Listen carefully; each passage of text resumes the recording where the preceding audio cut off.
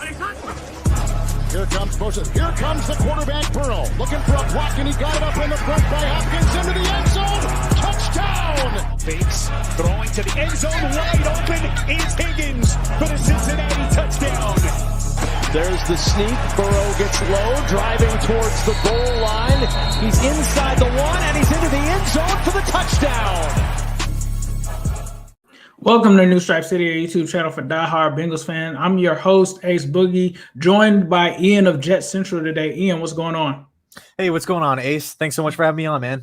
Yeah, definitely. So the reason that I brought Ian on is because we're all looking forward to the draft. And obviously, we also share some players and comments such as Carl Lawson. So I thought that it would be good to bring him on to give you guys the best insight into the Jets, because no man other than this guy can let you know exactly what the Jets are thinking at the number 2 position. But before we get into that, let's just talk about the free agency. Obviously, you guys signed Carl Lawson, a former Bengal, and you also signed Corey Davis, which I thought was also impressive.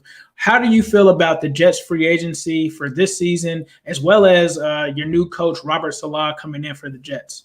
Dude, I love it, man, to be honest with you. I mean, one of the big things with the Jets is that, yes, I mean, they won 2 games last season. Like, that's the thing that everybody has to understand. Like, we were not a good football team. Yes, we could point the finger at Adam Gase all we want, but we had a ton of holes: edge rusher, corner, wide receiver, outside linebacker. I could sit here all day and talk about, all the vacancies on the roster, but we brought in Corey Davis. We brought in some other guys, Keelan Cole, like you said, Carl Lawson. Carl's probably the biggest guy on the list. One of my favorite guys on the list, Sheldon Rankins. So I'm really, really pleased. We didn't hand out any like insane contracts, like $90 million deals or anything like that. No Kenny Golladay, no Leonard Williams style of deals, which is always a plus. There was a couple of one-year deals out there. I don't really personally, I don't really like the 1-year contract. I like 1 to 2 if you can get a 2-year deal done. But from top to bottom, I mean, I can't complain. I love it from all angles. Right. So shifting towards essentially kind of like the draft here, you say that you had holes, but you took care of some of them with the wide receiver position, at edge rusher with Carl Lawson. There's a lot of quarterbacks going, right? So obviously Trevor Lawrence is probably penciled in there at 1. A lot of Bengals fans, including me at the time when we kind of dropped down, we were worried about the Jets because we were like, okay, they could potentially take Panay. So could you at least talk about the quarterback position with Sam Darnold that you guys have now, and who you guys are looking at in towards the draft, and if you would pick one of those guys over Panay Sewell? For sure. And by the way, your intro definitely got me pumped up. Like, I really wanted to watch Bengals football. But the one thing about the whole quarterback Panay Sewell thing with the Jets at 2 that nobody's really talking about. Like, of course, everybody's bringing up Sam Darnold and stuff, rightfully so. But at left tackle, we selected Mekhi Becton last season, and he dominated this past year for the Jets. Like, he looked fantastic, like as a top 10 left tackle in the league. And then on the right side, we have George Fant.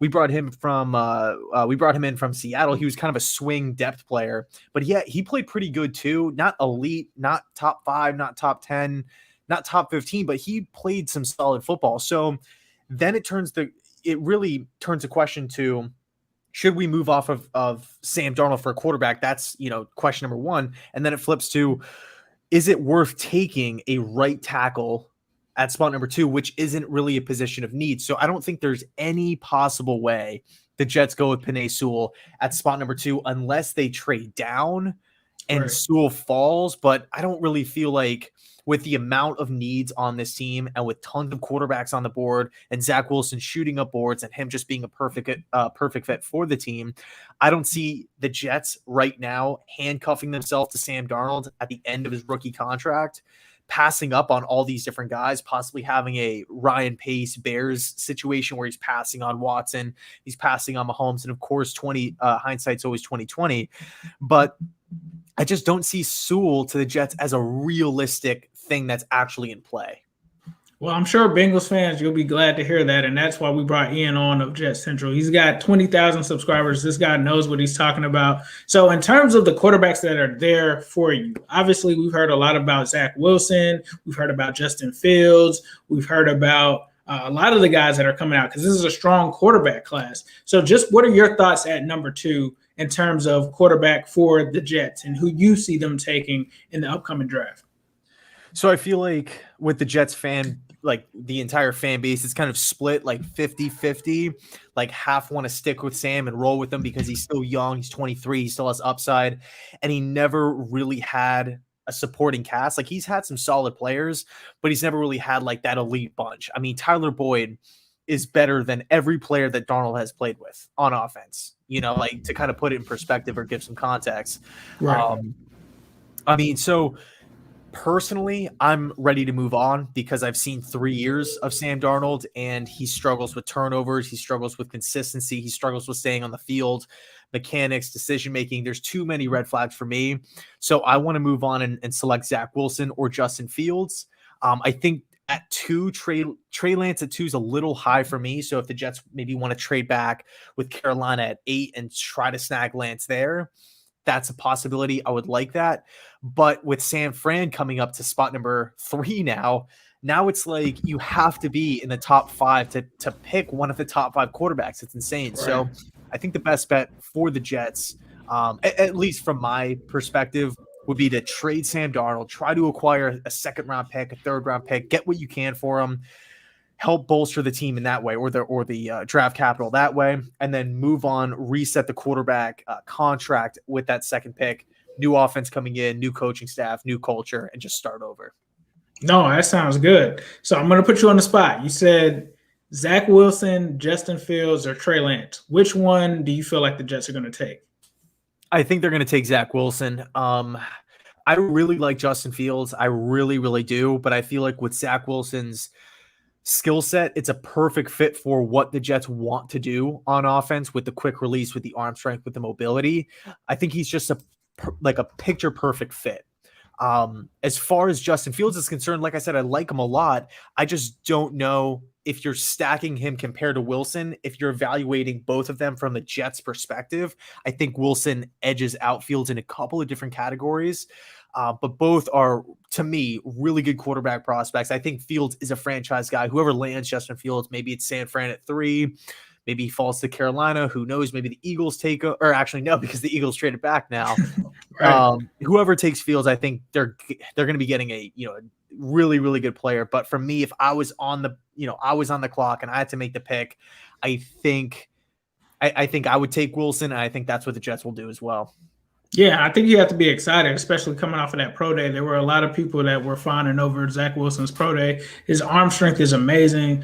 So I look forward to that. The one thing that I want to ask you is, if you guys go quarterback in the 1st round, who are you guys thinking about in the 2nd round? Because there could be some players potentially that the Bengals may have their eyes on, that the Jets may have their eyes on too at the top of the 2nd. So in terms of the 2nd round, who would you see there, or which position could you see there?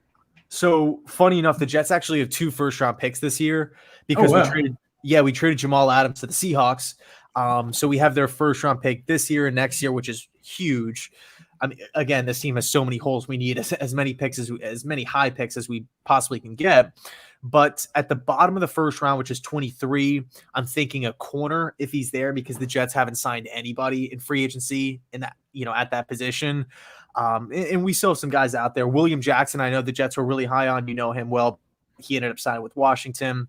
So a corner for me, interior offensive line, huge weak spot for the Jets. Again, they did nothing at that position. And then in the 2nd round, personally, I really like Pat Freiermuth, the tight end from Penn State. I just feel I feel like the Jets have no tight end production, and we have it in the past couple of seasons. I mean, even going back before Adam Gase with like the end of the Todd Bowles era, it's just non-existent. The tight end position is non-existent. And, with Michael LaFleur coming over from San Francisco, we've seen what George Kittle can do in this West Coast style of system. I think it's imperative that the Jets snag one of these pass-catching athletic tight ends. Freiermuth, for me, is the guy in round 2. Man, just when I thought that the Bengals had some of the weakest tight ends in the NFL, we finally have someone that can relate to us in Jet Central. Well, Ian, we appreciate you for coming on. If you can, just in a quick blurb, just let people know where they can find your stuff. Yeah, like you said, I run a New York Jets YouTube channel. I'll cover some breaking news as well. It's called Jet Central. You can find me on Twitter and Instagram.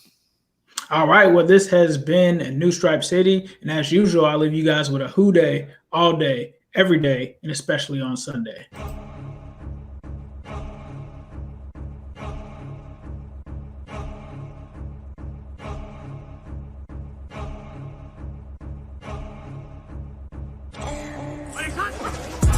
Here comes motion. Here comes the quarterback, Burrow. Looking for a block, and he got it up in the front by Hopkins into the end zone. Touchdown! Fakes, throwing to the end zone, wide open is Higgins for the Cincinnati touchdown.